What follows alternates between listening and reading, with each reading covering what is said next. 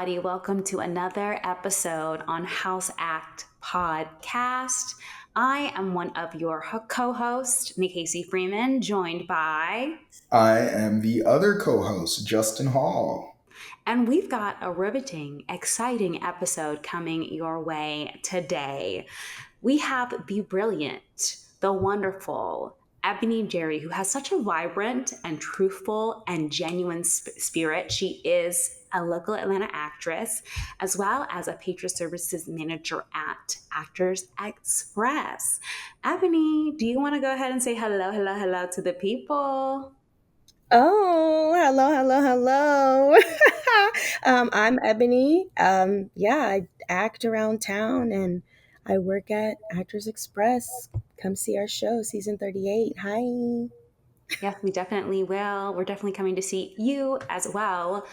Just to kind of get things started going, how are you doing today? You mentioned you came off of work just to come hang out with us, shoot an episode with us. We are so privileged and thankful to really have you here. You don't understand. How are you doing?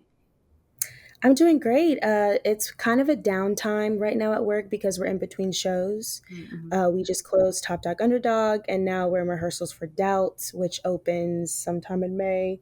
And so I just be chilling. I be watching my little investigation Discovery Channel, hearing about, Mm-hmm. murder. You got to be ready, so you ain't got to get ready. Yes, I I know heard that's right. that. I know that's right. That's definitely real. And I went to and saw Top Dog Underdog, which was brilliant, I will say. So hopefully we're coming to see Doubt as well. But I do hope that you are getting some rest in between those two shows, enjoying your murder documentaries. Oh, yeah. But could you kind of give us a little bit more about yourself and kind of your journey or really how you fell in love with, aligned with theater as your passion? Oh, yeah. So I'm an only child and I'm a military brat. So I moved every 2 years. I lived in Germany for 5 years and I'm used to kind of just being by myself.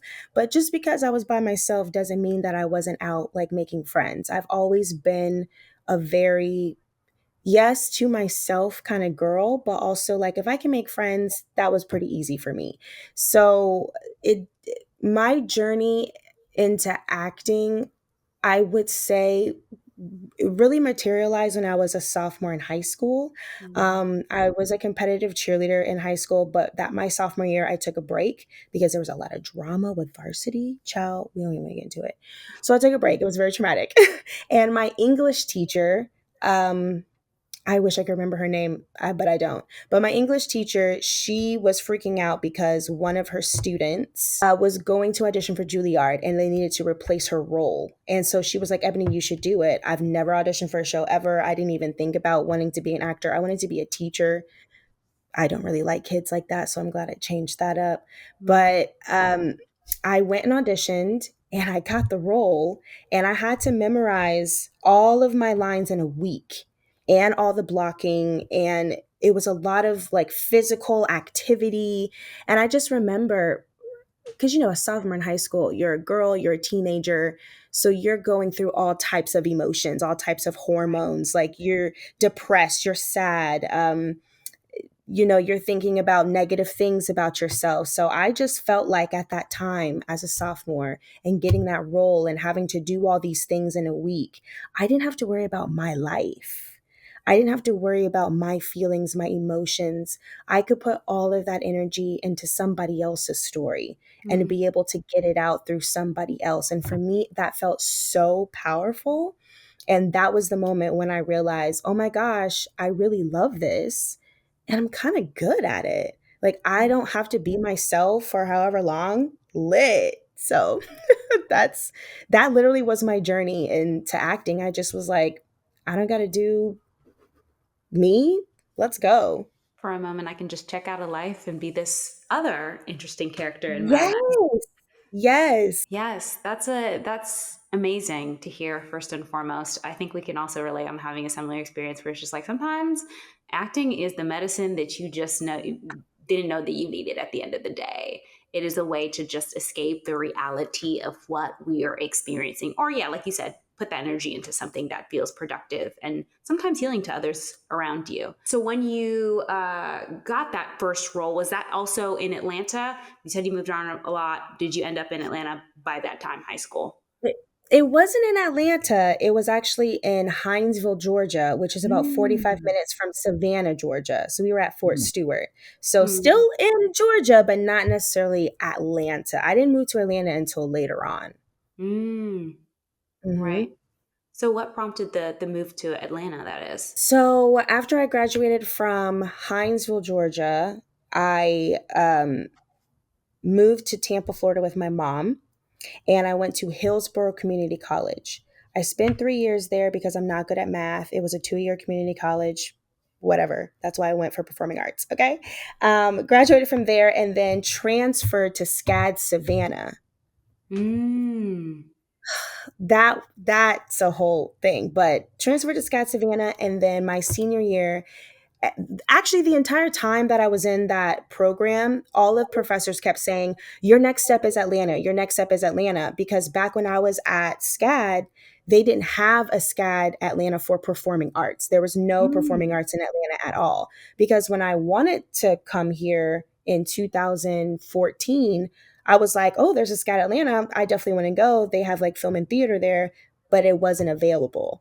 So my only Mm. option was to do Savannah.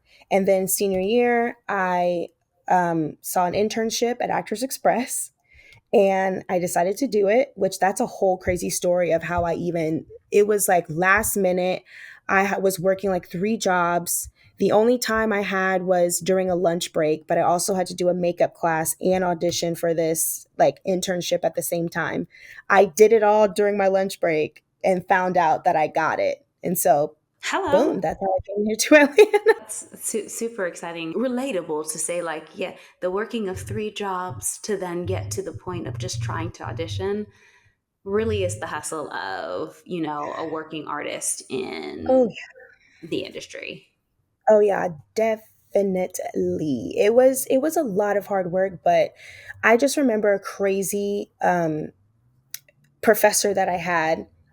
He always said, as he was holding like 12-foot long, like leather whips, as an actor, you should never be scared. And if you're scared, that means you should do it. And I was like, this bitch is crazy. It's 32 degrees outside. He out here talking about, but I understood the metaphor he was saying. And even though he was crazy and he got on my nerves, I took that advice. I mean, crazy acting teachers do have some good advice here or I'm there, telling okay? you, like they A Love got to lot it of be to on them. have stuff, but insight. they be out here. They really do be out here, really and truly. So, you got your Actors Express internship, and that was the acting internship to be exact. Or is it more of like a holistic experience in the arts?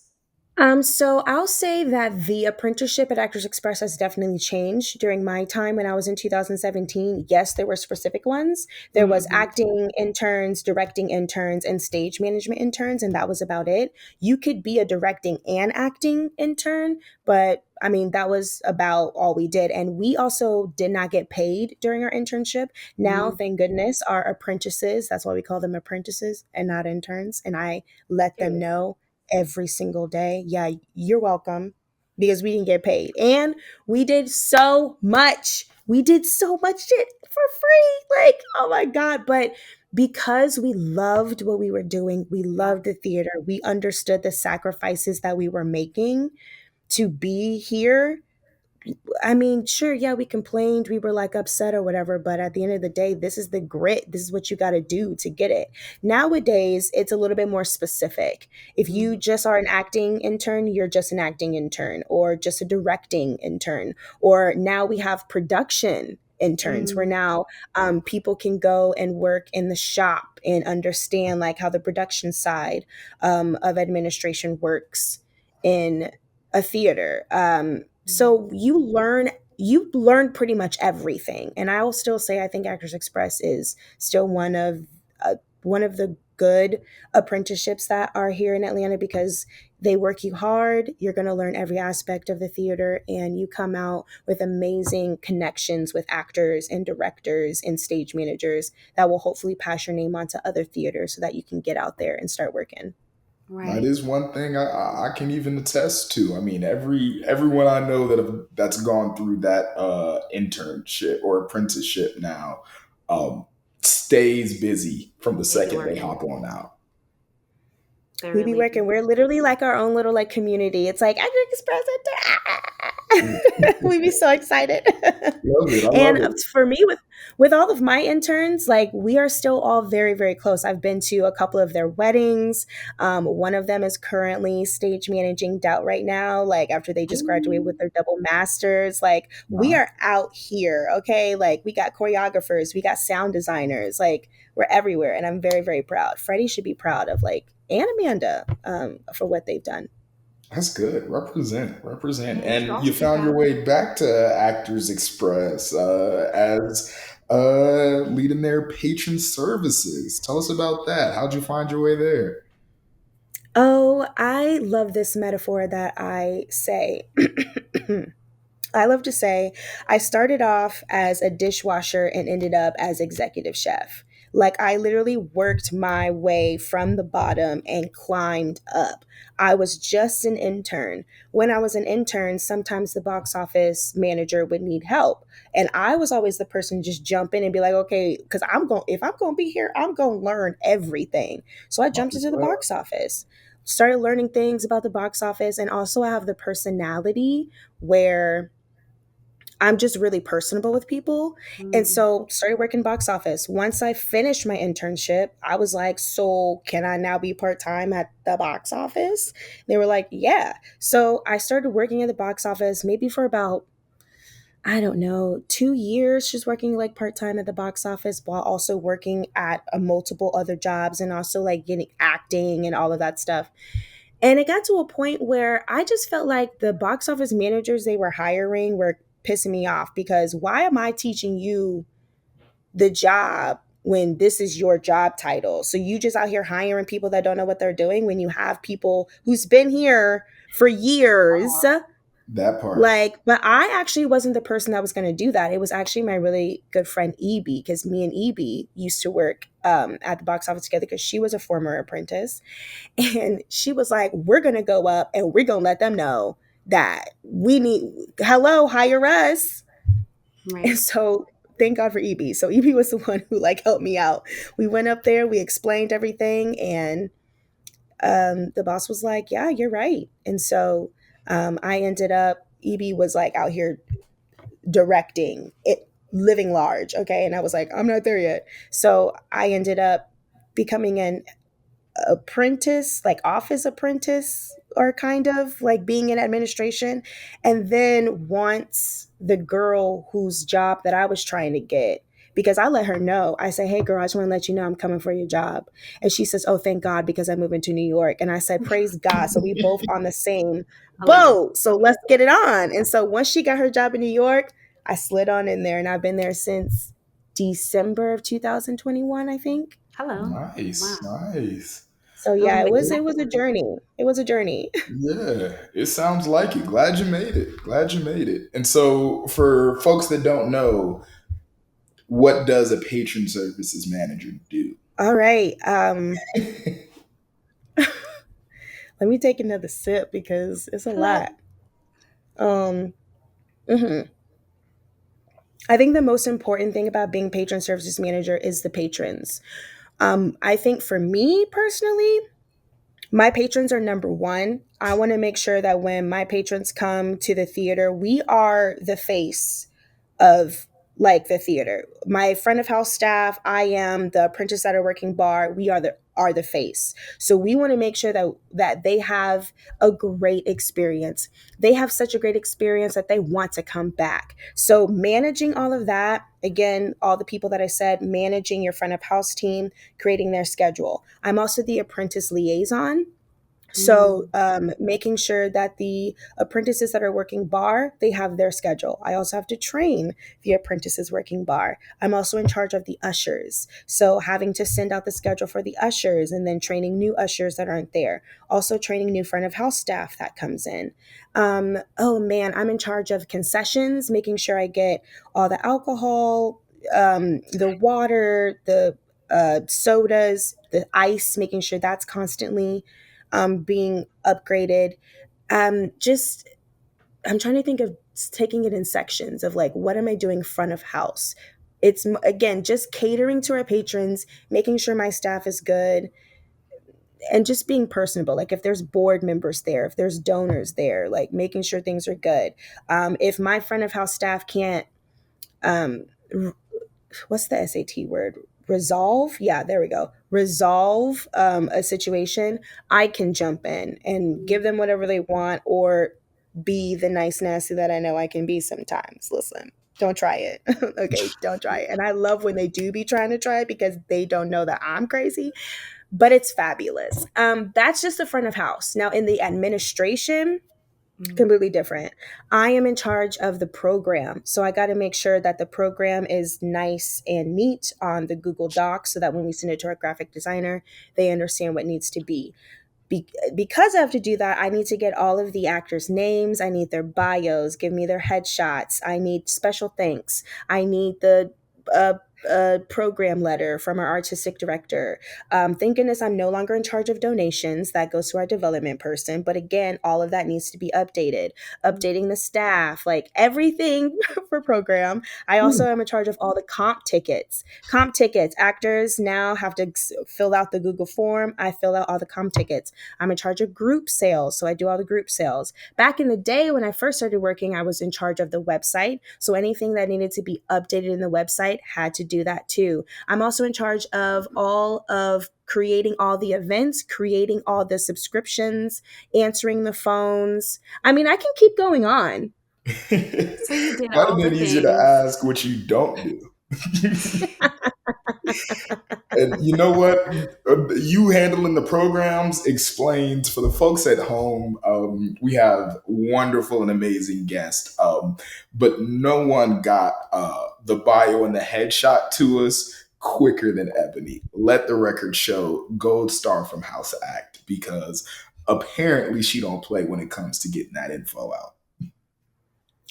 I don't know. I kind of feel like a hypocrite though because I'm an actor, and it be taking me a while to send up my headshot and resume. Like I'm not gonna hold you. Like I be cussing these actors. I'd be like, didn't I tell them that the deadline was this, that, and the other? But yet I'm in a show and the deadline was 2 weeks ago, and they're like, Ebony, you haven't sent in your headshot. And I'm like, you right. Hey, do what you say, not what you do, huh? I know. It's just the different hats. I have to wear the different hats. And when I have on a hat, I'm not thinking about that other hat. But Yeah. I gotta be better at that. That's why I'm in therapy. It's fine. Hello, pillow therapy. I think that's a very healthy thing. Hello. Okay. Also in the therapy, love to see it. Come on, especially Yeah. with all the responsibilities and things you have to keep up with. I think that's super, super important to take care of yourself Yeah. in this space. I think we need to have more of a discussion about that, honestly, in the industry about taking care of Right. ourselves. Because, like, for some Oh my gosh, reason, as a yes. whole, we just say, you know what? We'll put it on stage. Yeah. We'll just put it on stage. Imposter syndrome. Like, who cares about it? Like, we're just happy to be here. We're vibing. We're vibing. Everything's fine. Everything is Totally. fine. Yeah, and I can also say, Ebony, I was going to say I sing your praises because I just, like I said, went to go see Top Dog Underdog, and I went to the talkback, which was amazing, as well as like the kind of reception that was after, which I think had a heavy part in coordinating, and it was fabulous. Like I really appreciated the food, the vibes, everybody willing to speak with each other. Like that was just a small testament to how great of an impact that you make in your organization, really and truly. Thank you. I think that's kind of a main reason of why I really fell in love with patron services manager. Like I love my job, and it's because I love a good party. I love planning events. I love hosting. I love writing lists and checking them off. I love being around people. I love talking to people. Like it's my vibe. So I love what I do, and I take it very seriously. I respect it. And I mean, a lot of people take it for granted because they think, the lobby is just the thing you walk through for the show to start. And, you could see it from even being an actor to understand that, like, the magic and the experience of a good and high quality show starts the second you step foot into that house, in that front of house. You know, it gets you excited, it gets you in the mood, it prepares the people for what they're going to see. It's, you know, the welcome and the exit is often just as important as what's going on inside.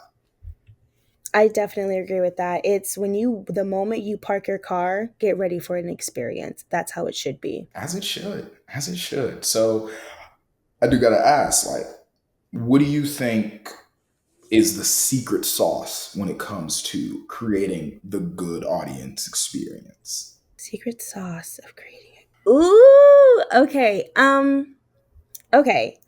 I think my answer might be a little weird, but I'm weird. So, I think the secret sauce to creating a good audience, again, I'm just gonna say it. I think it's breaking the fourth wall. I love when an audience is able to engage with what's happening on stage. Maybe not necessarily breaking the fourth wall all the time, but a good sauce is having the audience being able to make a little noise like ooh or like like feel like if there is a pregnant pause in a show and that audience is taking that pregnant pause with you, like what is about to happen, that's the good sauce. Just having a an area where the audience can really feel engaged, like Mm, personally. Real. mm. Again, I think that happens as much as you know, as soon as they hit the concession stands, even before those curtains open. I'll say it. You caught me. I'm a big fan of a themed drink every time I go see a show. Same. If there's a menu with a theme that fits the show, I'm already hooked. I'm already locked in. Give it here. Yes, it is about like that's when like the alcohol is the most important, especially at Actors Express. We want y'all to drink. Come and drink. Have a good time. Get That's why we have yourselves shows up. like burlesque shows and like Libby's, like for Christmas. We want y'all to have a good time and hear some great storytelling. If I'm ever seeing a show, you bet you, even if I gotta sneak a drink in, I'm drinking something. Glass of red wine in a play. I mean, Ooh. there's very few things better in life, you know. I'm telling you, it's fabulous. Yeah. So, do you have a go-to drink if you have any choice? You know, you step into a show, you're at the bar. What's the go-to drink? Oh, I'm a brown girl, so anything that's brown liquor, scotch, brandy, whiskey, Hennessy, You know whatever. what, I'll Ebony? either I drink knew it I liked straight. you. You know what? You need to give me some tips on brown because I had brown the other day and I was like, I don't know if this is for me. You got to give me some Well, pointers, what kind of honestly. brown did you What have? was it? Appleton, apple Oh, something, see, that's nasty. and it hurt going all the way down, and then I was Yeah. just like, this is a weird vibe. I don't No. See, what. let me tell you something about brown, and I know it's going to be controversial, especially in our beautiful Black community. That whole crown apple, crown peach, Hennessy peach, I like to taste my liquor. Hello. I don't want to taste no sweet because that's how you get the sugars, one. And two, your hangover is going to be horrible. Like, no, just drink it straight. And if you don't like it straight, then just put a little club soda in it. Or my favorite is a little bit of Hennessy and champagne. Mix that Ooh, together. It gets a little ooh. bubbly. Listen, let me tell you, I be knowing my drinks, okay? A Okay, good so time. we're gonna go to brunch soon, and we're definitely getting into a Hennessy champagne combination, is what I'm hearing, Oliver. Yes, it's good. What? Put a little cranberry juice, just a little sliver in it. You ask See, me, my signature drink, the okay. Justin Hall sponsored special, whiskey ginger with a hint of pineapple. Hold on. Whiskey ginger Yes. with a hint of pineapple. Justin, Anywhere I I did go, not if know I don't that know what the about bar you. is I'm working keeping with, that. whiskey ginger, hint of pineapple. Maker's Mark if I'm cheap. Give me something good if I'm not. If they got the Woodford, pour it on in. Let's go. Oh, Whiskey see, you're ginger. better than me. You're way better than me because I go, well, I need anything well. I'm not picky. Well, That takes the hair out your nose, man. not at all. Yes, whiskey ginger. Love that. Yeah, that splash of pineapple, it mellows everything out. I bet it does. Now I want to taste my look. I want to feel how strong it You is. need that brown to punch back. I respect it. I respect it. No, I'm gonna have to start taking notes. I don't be drinking like Me too. that. But listen, I think that, Nikasi, I think that you should start because I started with cigar bars. My mom took me to my first Mm. cigar bar because I'm from Tampa, Florida, so you know, Ybor City. So went to my first cigar bar, and there are certain like cognacs that you dip the end of cigars in, and it just really brings out the tobacco flavor. And so that's when I really fell in love with brown. Oh yeah. Hello. A Oh little bit, yeah. I guess. She said, classy, Yeah. classy. A good. They make a pure henny white dip cigar. Top tier. Top tier. Hard to find. Yes, Hard to yes, yes. find. I got it. I got a guy that can order them, but yeah, worth the time. That you got a guy. Well, listen, I also know a person because I have some family that's Caribbean. So Nice. Life is good. I Just be do knowing that. people. The one thing you're gonna know about Ebony, I know people. Yeah. And that's why she services the patrons. Period. Period. So about like kind of like knowing people, keeping it in the family, black people at that. Yes. Uh question is how do you really foster audiences that are reflective of our community? I think that so many times in my experience, whether I'm going up to New York or just seeing a show sometimes, like I realize that I am one of the few people of color in this audience to come see this show.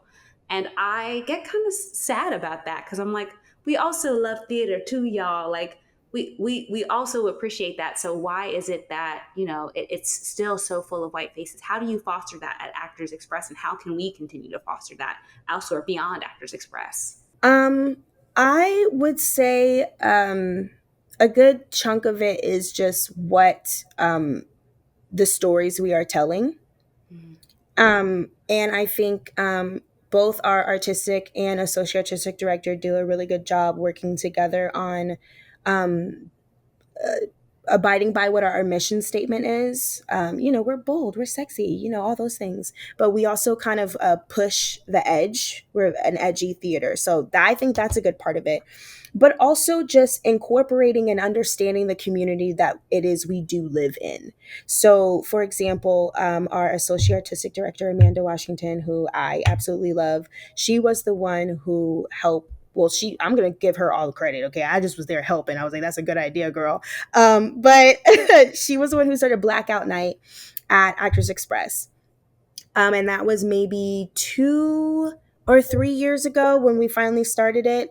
And we got local black restaurants involved so that, our people could eat because, we like to eat. And we took it off of the web so other people couldn't just buy tickets. We wanted to keep this exclusive just to us and our diaspora of people. We wanted to feel like we were in a safe space where we are able to be ourselves and not be hushed or quieted when we're really feeling the spirit, and we want to let the people who's working hard on the stage to know that.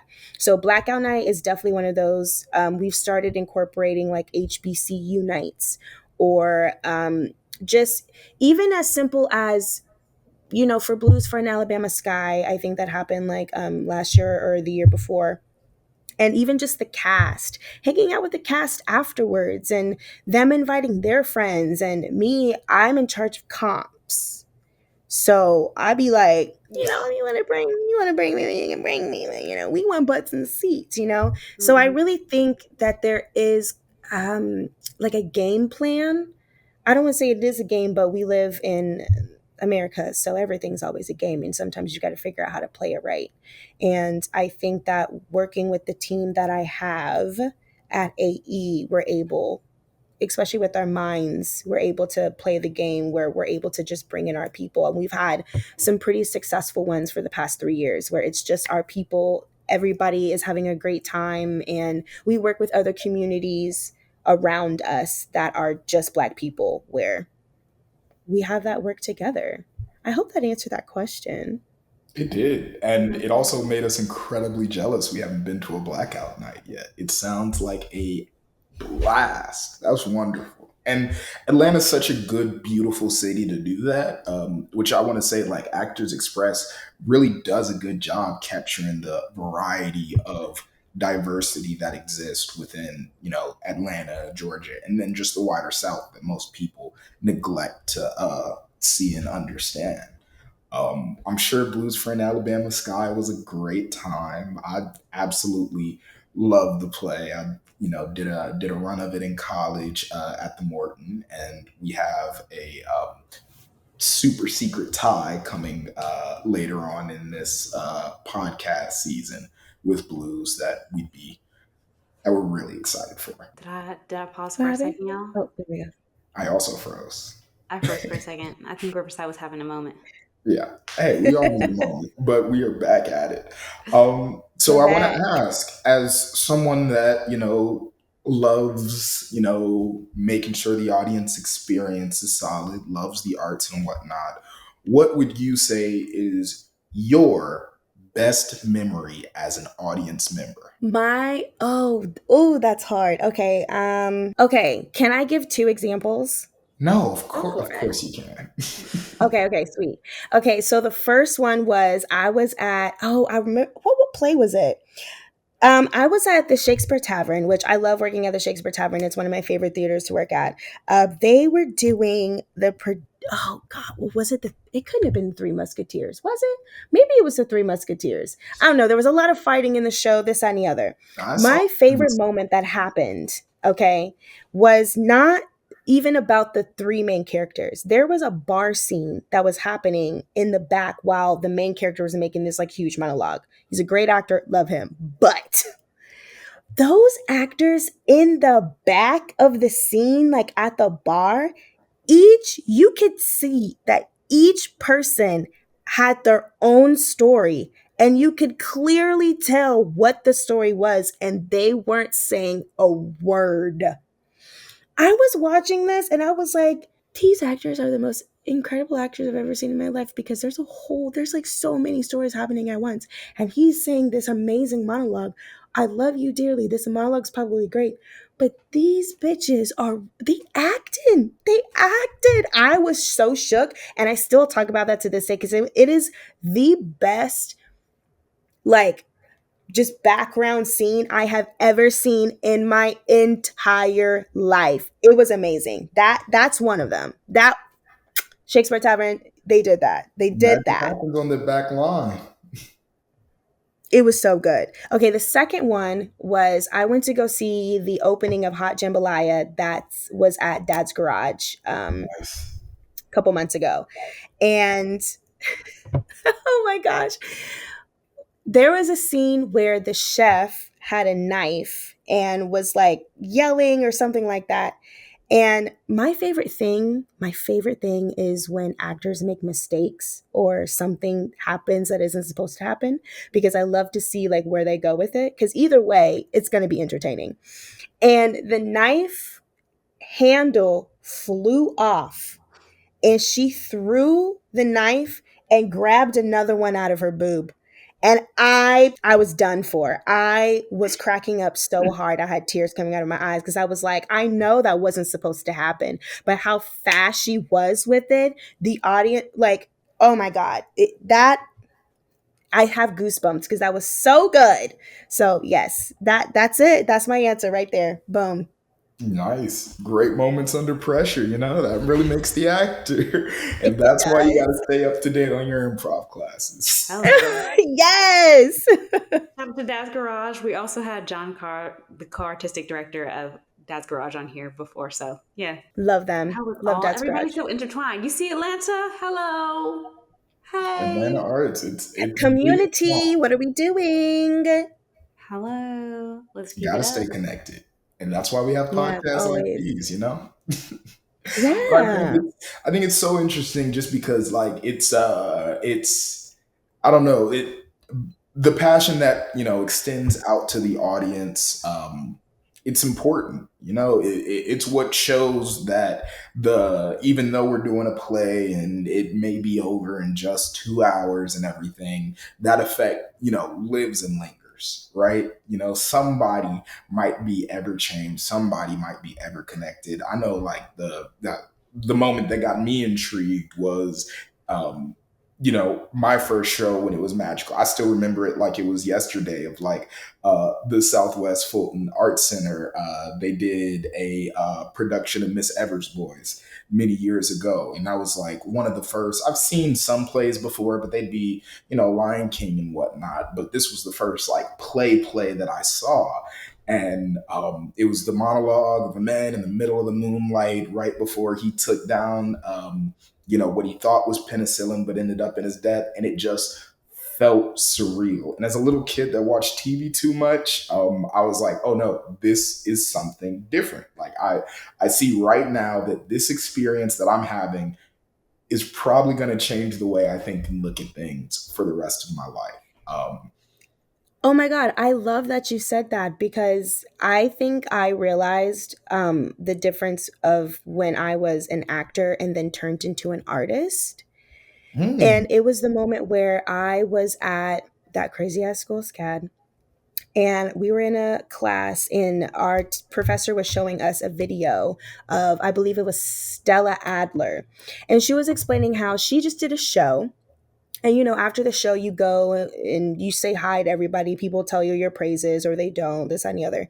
And she said that she saw a man in the back corner who waited for everybody to leave before he approached her. So he came up to her and she could tell, like, oh, let me, prepare myself because I don't think he liked it. And he told her, like, I hated the play. She was like, okay, well, as an actor, I wanted to, prepare myself. I need to hear this feedback. She goes, okay, well, why? Like, can you explain to me why you hated the play? And he said, how did you know? She was like, how do I know what? He said, how did you know that that was the exact sound my wife made when we found out our son died? And she said at that moment, it wasn't just about her playing a moment. It was about her telling a story. And sometimes, even though those stories aren't great and they aren't like these fairy tale endings, somebody in that audience felt it. Somebody understood that story because it was probably theirs. And that's when I was like, okay, like, that's when I figured out my mission statement for my life. Me and God have lots of conversations. He knows my heart, and I know the reason why I'm here on this earth. I'm here to change people's lives by storytelling, and I will die doing that. And I know that sounds very dramatic, but I take every aspect of what I learned about being an actor and what I've learned about improv, and I take that and facilitate that as Ebony. Oh, as an actor, you need to live in the moment. Okay, well, I'm going to live in the moment. I'm not going to think about the past. I'm not going to think about the future. I'm going to live right here, right now. Okay, well, why am I saying this? What is my motivation behind it? I'm not going to no longer say empty words. My words are going to have subtext, they're going to have substance to it. So I feel like I'm no longer an actor. I am an artist now. I live this daily. And I think that's a reason why I've been able to push and be where I am today because it's a full life thing for me now. I just said a word. Yeah, we're clipping that. If only we were recording, right? I'm glad we got that. That's something, and that's powerful, right? It shows and extends how like the work of the artist doesn't begin and end on stage, and I think that's a beautiful thing. It's so nice. Look at me. I'm out here. So now that you've realized or you've had your realization what your purpose is in this world, do you have any words of advice for young artists breaking into this industry, or having those moments like you had in 10th grade of like, I'm just going out there and now I'm discovering myself and I'm ready to take this on as my own personal purpose in life? Words of advice for people who want to come into like the like acting industry. I think that either acting or just like entertainment kind of in general, just wanting to pursue a life in the arts. Oh yeah, actually, this is one of my favorite things to say, and sometimes people look at me like I'm crazy, but it's true. If there is anything else in the world that you want to do, do that. Do that. Because if you do not have the starvation, the hunger, the sacrifice, the hustle, the tough skin, this is not glamorous. It is not easy. It is not for the weak. If there is anything else you want to do in your life, do that. So serious. That's real. That's That's my real. advice. That's real because I mean it's the other side of what you hear from a lot of artists, and because at the end of the day, it it's not often that you're going to hit the jackpot, get that big role, and be set for life. It takes the long hours, it takes the long work. You gotta love it to do it. You just have to. It has to be the thing that you want. And if it's not, then yeah, Yeah. It's not. It's really not. And it's really sad because I've seen people, like, even through college, like, be so excited to get into this field, and then it's like you're done with college, you no longer have the title of being a college student, you now are an adult, and now you have to figure out, without professors or other people like helping you and guiding you and casting you in these shows, you now have to figure that out, which I also kind of think is a discredit towards the school, because yeah, you're teaching us Meisner, you're teaching us movement, stage combat, but there's no class about the business of acting. You're not teaching us how to do our taxes for I-9s. You're not teaching us like to read contracts and negotiate you're like what you're getting paid. Like, you don't understand anything about equity, you don't understand anything about like the different levels of the different tiers of theater, which I still be confused with. It's like you want us to be out here, but you're not telling us that not only are we going to be actors, we're also going to be our own accountants, our own managers, our own directors, our own producers, like literally everything. And it's such a disservice to these young kids or young adults who really want to do this and then get scammed when they go to an agent that's asking them to pay something. It's really, really sad. yeah, yeah. Quick sidebar for anyone listening at home: if the agent makes you pay them, you're getting scammed. Stop it right now. You're getting scammed. They don't get paid unless you get paid. That's how it's supposed to work. Thank you so much for saying that. I went to an agent one day, even though I knew they were a scam, but I just wanted to go to see what they would say. I enjoy wasting people's time. I love it. It's a little too fun. I really do. And so I went, and yeah, they were absolutely horrible. Did not read my resume at all, just thought I was there, and they were horrible. And they could tell immediately when I started asking them questions that I knew that they were on to what I knew what they were on. And so then she decided to get an attitude with me, which, girl, again, you must not have read my resume. I beat your ass. Okay. So, like, please don't try it. So ended that, and then the next day the secretary was like, oh, like, we didn't see you come into the interview. I was like, yeah, girl, I did. And I just want to let y'all know that y'all should feel absolutely disgusted with yourselves, because y'all know what y'all's doing is a scam. Listen, I got a mouth on me. Especially when I'm on the Yeah. phone, I'm Call gonna them cut out. you Call out. them And I out. did. Called them out. It really is disgusting, but it's also sad that like people do that and scam people knowing that there are parents or family members that care about their child or whatever and want to do these things for them. It's just really sad.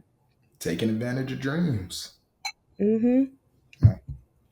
So, Honestly, on the note of cussing people out and letting folks know, I was I do that wondering very your well. experience as in patron services. What is your first sign that you have a Karen somewhere in the audience? Oh, it's super, super easy. The moment they come up to the box office, the moment they come up to the box office and they complain, and I'll tell you this, it's always our Sunday crowds. I don't know what it is about Sunday, because I'm like, ain't you supposed to be in church? Ain't you praising like whoever you praise? Why you got such attitude? What is it? I think it's probably the kids. Kids probably done ran them rapids trying to calm them down in church, and now they just can't even. But it's usually on Sundays, and they come up to the box office and they complain about the lack of handicap spots that are at King Plow, which that's on us, King Plow. Get some more handicap spots. So sorry. There's that. They either complain about how expensive parking is. They complain about everything. The moment they complain, ooh, I have a specific story. So it was a Sunday, and I was talking to my bar apprentices, getting, just chatting them up because, the lobby is open. And when I see patrons coming in, I sit down. There's a bench right next to the bar. So I'm sitting down. I had me a little drink because technically I wasn't working. I was just there to see what was up. So I had me a little glass of wine. This white lady come up, right? She come up to the bar. And I'm hearing just to make sure I don't need to step in. And she immediately starts complaining about, like, what type of wine do you have? They explain we have rosé, we have Chardonnay, we have like a Pinot Noir, blah, blah, blah. She goes, rosé, is it sweet or is it dry? Our rosé is more of a dry rosé, okay? Because just because the rosé's pink doesn't mean that it's sweet. Anyways, so she starts complaining about, oh, well, you only have rosé. Then we're like, well, would you like a Chardonnay? God, no.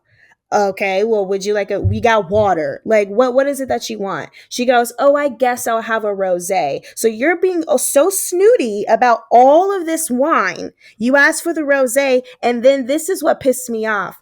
Can you put an ice cube in it? So you think that you bad and bougie talking about how our wine isn't good, but then you put an ice cube in it? For those of y'all who don't know, ice in the wine, that's a little bit of a country thing. But It's that wine cooler. Yeah. You can tell a Karen from the moment they walk inside the building. You really can. It's for all types of reasons. I'm gonna tell you for real, most of the time they have nothing to do. They just want to complain and they want to get something out of it. I love when they come and they say, "Oh, well, your artistic director, we're really good friends, and he said this and the other." And so I slide them his card, and I'm like, "Okay, well, you can email him about the situation since you're such good friends." That part. Oh, yeah. let him know. Yeah. We're closely tied too. I work right next to beside him. So many. We also had a Karen during blackout night. Ooh, that's fun. I'll tell you that story really quickly. So we had a lot of HBCUs that came. I forgot. It was the first blackout night. It was the very first one. I don't remember what it was. Sorry. All the seasons just go through my head. But it was the first blackout night. Spelman College had a bus and they had a bus driver. The bus driver was a white male professor. So when he showed up at the box office, I was very confused because I was like, does he not know what's going on? Well, long story short, he was very upset that he said that he felt like he was being discriminated against. He started to cry. He also said he was going to call the news. He said that it was disgusting, like what would happen if we just had like an all white thing. And I was really pissed off because the person he was talking to didn't come get me, which probably was a good thing. But that was a very, very serious situation that happened. And so from then on, we now have one of our white people that works with us at Actors Express sit up in the office during blackout night. And we have like code white, and they will come down and use their privilege to get them the fuck out. That's what we have to do now. He cried? He cried? He cried. He was boohoo crying, talking about something he feels discriminated against. First of all, you're a white man that works at Spelman. Didn't he just Since drop when a did they bus? let that happen? Read a room, buddy. Right. Like you do not see not one speck. We made it very, very clear. Not one speck. Child, when I tell you that story went all around because, we're theater kids. Tea goes fast. So by the time his ass sat down in the theater, because he refused to leave. He stayed and watched the entire show. And by the time he sat down, everybody in the theater knew what was going on. Even the actors, everybody. And so we always like, we gonna make sure that this show's gonna be extra black. Make him uncomfortable since you're feeling discriminated against. How dare you? What are you talking about? What if this was all theater is always a white space? What? Can't even handle He what thought we he go through was on the he thought he daily. was Rosa Parks in it. I know. Like, you see Slutty Vegan here, you see us chowing down. Like, literally somebody is yelling, okay, I see you, sir. That was a hot mess. I'm so glad that that was the only issue we've had because we took precautions right after that. And we've never had to use code white in the past 2 years. So I think What we is good. crazy? So crazy. Gotta Wow. do what you gotta do. You got to do what you got to do at the end of the day. Hmm. Yeah. Yeah, Ebony. Well, I will say we've come to the end of the questions that we had for you. But is there anything that you want to discuss in your time, to highlight in your time in this space that we have together, especially one about like your experience as a working actor or just about like being in the theater community in Atlanta in general? Ooh, that's good. I'll say one thing I do want to talk about is because I am in the office and I answer the phones for the theater, Mhm. I don't think a lot of people think about the different calls that I get. So, Mhm. because we are a theater, I get calls of inspiring actors, young and old, who are calling asking about classes, who are calling and asking about, are we casting for anything currently? And what I've realized is a lot of these young actors, especially ones that's never been to college for it, just have decided, like, I want to be an actor, this is what I want to do. They don't understand the business of it. Again, even ones who went to college don't really understand the business of it. And I think people need to understand the business of film and theater. I don't really know much about film, but I do know theater and improv. Like, that's like my realm. I was on a phone conversation with somebody who wanted to audition for Lizzie, and I was on the phone with them, I'm not kidding you, for an hour and 30 minutes. Like, I took them off of the work phone, put them on my phone, and while I was driving in traffic home, talked to them because they were trying to audition over the phone with me, like just start singing. And I had to explain to them that's not how this works. Yo, patience, a virtue. Hello. It's because I felt bad. Like, you took the first step. You took the first step in calling a theater and just seeing what happens. They put their heart on the But line.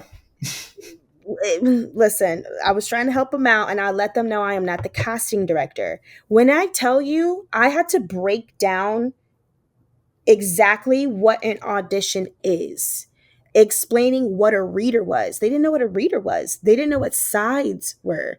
They didn't know what a self tape was.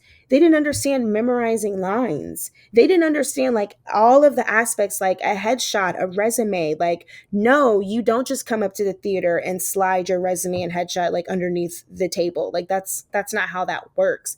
There are so many people that call in asking for advice, asking for help. And they're like, I've even had people come up to the theater, like knocking on the door. Some people walking into the shop being like, hey, I'm an actor. Like, can I audition for you? And it's like me having to explain to them, we are a professional theater actor.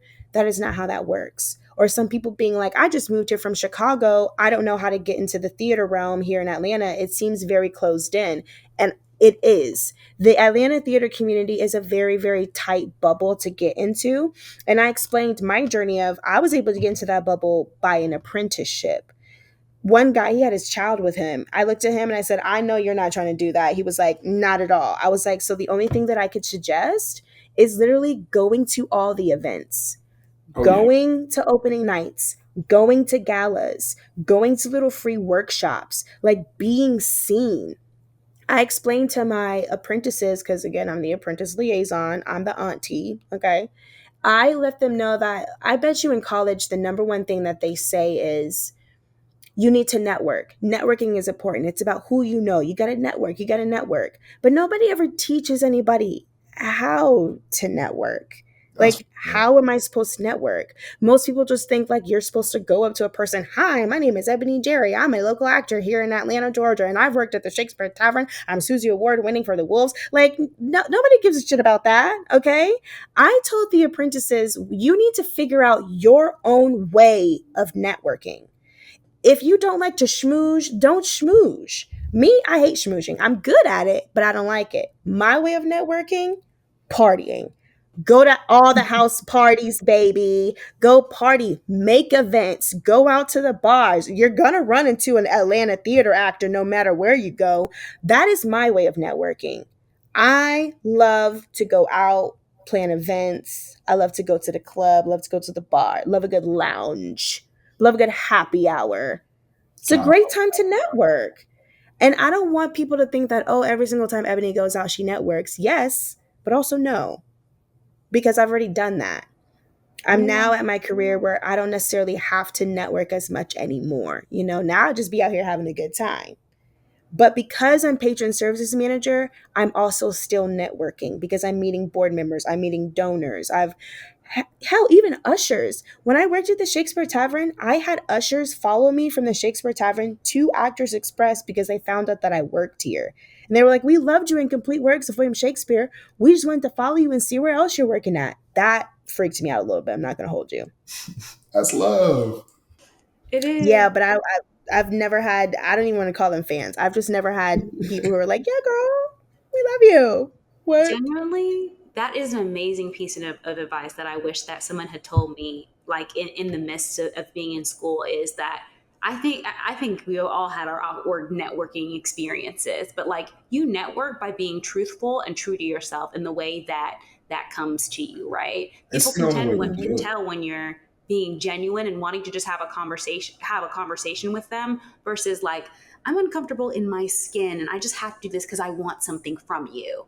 Do it in a way that feels natural. And yeah, I really do wish somebody had told me that back in the day. Exactly. Like being true to yourself, it's the only way to do it. And I think like Nikasi and I found that especially, while putting together this podcast, calling, through our networks and finding folks, and, surprising the amount of people that were, open and willing. That some folks we've only had, two or three conversations with through the past, but it's because of the way that we approached them in our first passings of like general intrigue and appreciation and support, and that love gets returned back.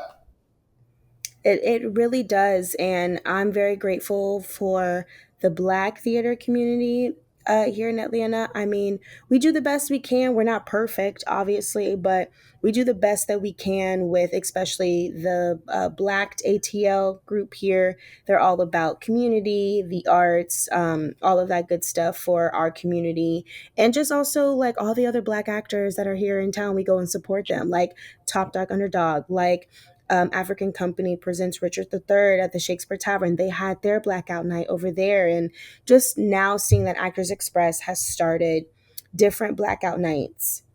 And even just being, because I really only like to do shows where there's multiple Black people in it.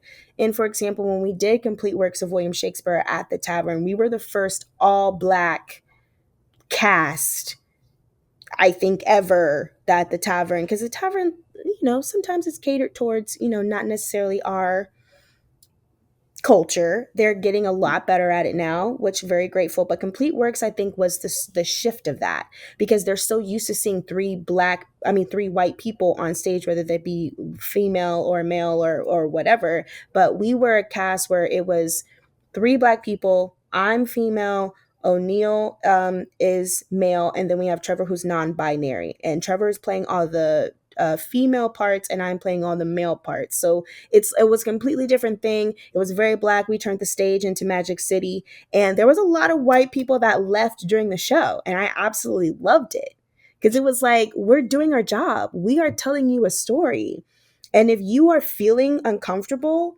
good, because you should question yourself of why you're feeling uncomfortable. I love when the white people left. I was like, ha ha, we made them uncomfortable. We did our jobs. It's provocative.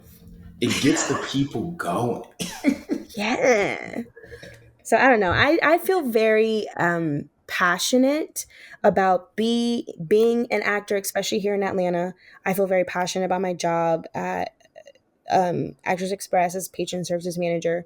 So passionate, in fact, that I'm really thinking about getting my master's in like theater management because I just see as an actor in other theaters and even in my own theater sometimes situations that are happening where I'm like, let me just be that Black woman that just like bursts down these doors and it's just like my theater would never. Yeah, But I hear you. I'm in full yeah. support. Well, I do want to say we're coming to time here. It's been an absolute pleasure, all over, Truly. getting to talk to you, working through these experiences, both through an actor as a patron services manager. And, your passion really shines and shows. And I hope that, folks listening can feel some of that inspiration. Thank you. I really appreciate what you guys are doing here, and I cannot wait to see more for the future for you guys. And it's nothing but manifestation and positivity all the way forward. Yeah, Congrats, likewise. y'all. Thank you, Thank Ebony. You're you. such a Thank you. shining star. I really, really appreciate you. hmm Thank y'all. Best of luck on Doubt, new show you got coming out on the way. I'm definitely going to go see it. I'm a big fan of that script. It's Let really me know. I nice. got you your Yes. ticket. I love it even more. And call us if you ever need backup to handle some people. We got you. Okay. That's for sure. That's for We're sure. not If gonna let you there's, go. if there's Heard. one But thing I don't can worry, I know handle, people. I yeah. know people, so you ain't got to worry about nothing. Trust me, trust me. This smile is nice, but we do handle business here at House Act. So yeah, that being said, on your business journey or your personal one, if you ever need a hand, you know where to find us, and we're be happy to help. Yeah. Thank y'all. Appreciate it. Look at more community. Here it Come on, goes. community. All right. Yeah, we hope folks enjoyed listening at home. Ebony, is there anywhere, any way you want to let the people know how to follow you, how to keep up with what you got going on, any cool projects down the line that they need to look out for from you? Oh, that's funny. My Instagram is private, so That part. And you know no. what? More actors deserve it. More actors deserve privatizing their social media. But you can check out Actors Express at actorsexpress.com. Check out the shows that we have going on. We also just don't have regular shows. We have like burlesque shows. We have like Libby's that come sometimes Valentine's Day and for Christmas. Other than that, any acting stuff, I'm really taking a break from theater right now because I need a break, but I am focusing a lot on stand-up comedy and improv. So I don't know. Check out if I'm going to do stand-up again or when I'm going to be a dad's garage. I don't know, but I'm manifesting that. Lovely stuff. Please let us Yeah. know. All right. I will. I got to be better at that, but I will. Improv, comedy. Check me out. All right, you heard it here, folks. You heard it here first, folks. There That's we what go. we need to say. There we And go. we're out. Thank you for listening to the House Act podcast. Hope you enjoyed listening as much as we loved recording. House Act is working to assemble a cutting-edge production group using the community we love to engage with so much. If you are interested in supporting us on our journey, please continue listening as we bring you a season of insightful conversation. We would also love your support in other areas of our arts production. If you're a passionate creative or patron of the arts, please reach out and ask about the exciting work we have roadmap for this upcoming year. Help us make this house your home. Yeah, they're going to love that. No, it's going to be great. Great.